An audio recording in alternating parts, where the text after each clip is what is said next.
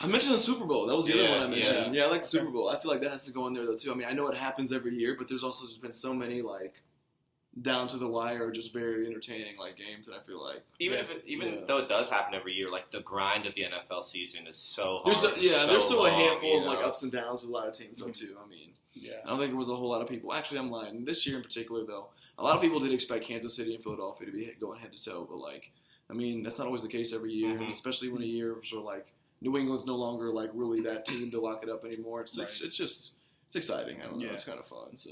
Yeah. And I think, too, living here in Columbus, I would maybe throw college football playoff in there and, like, bowl. I was going to say, you have to mention it. We have to mention it, yeah. Out there to mention because it has gone over some ups and downs over the past few years. Yeah.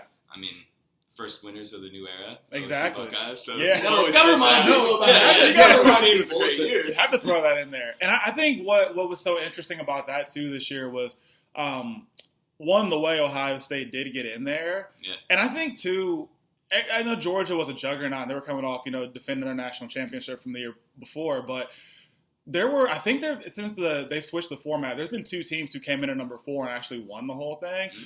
So you really, like, even like Ohio State, like, I feel like they were the team that matched up best with Georgia. Like, I think, USC would have been good because, like, they're a bigger brand for football. But, like, I think OSU matched up with them better than USC would have. Because I feel like if USC played Georgia, it would have been as good of a game as OSU, man, like, that kick, bro, you just can't, like, that hurts.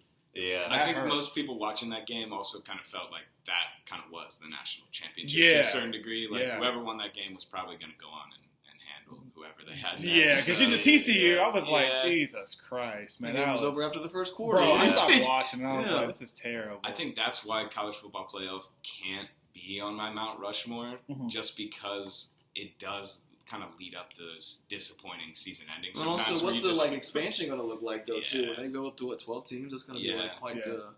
Which I don't know, maybe that'll make it better. Maybe that'll help figure it out. That's what I'm like, I'm not sure yet. will. Is it going to water it down or is it going to put Right. amp it up a little bit more, though, too? Right. Because, like, you're going to get more of those 2-loss teams that end up getting in this 12-team playoff. So it's like, Right. I mean... It only takes one of them to, like, make it all the way for it to be justified. But but still, it's just, we're probably going to end up with, like, the Alabamas, the Georgias, the Ohio States, the Michigans, USCs that are going to be... And also, how do the players like that, though, too? Because now you're adding, 4 more games into their season? Like, someone gets hurt prior to the draft and everything. If I'm a top 10 pick, do I really want to play 4 more games and win a national championship? Especially if I know I don't have a realistic shot. People don't like the fact that people are realistic.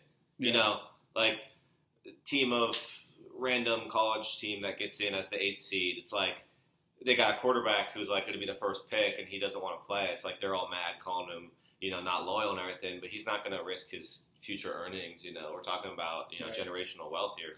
Yeah. I mean, it's always a good conversation, too. Yeah.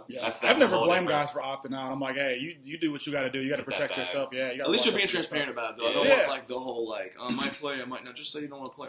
It's not that deep. Like, because you always notice the people who've never played that all have an issue with, like, NIL or guys opting out. It's always the people who have never, like, set foot on a field or a court or anything that have an issue. So Who you at? Huh? Who you at? Hey, I'm going to tag him in the comments of this video. I'm going to be like, hey, at this person. Bottom of the screen there, please. No, Bottom of the screen there. I'll get you.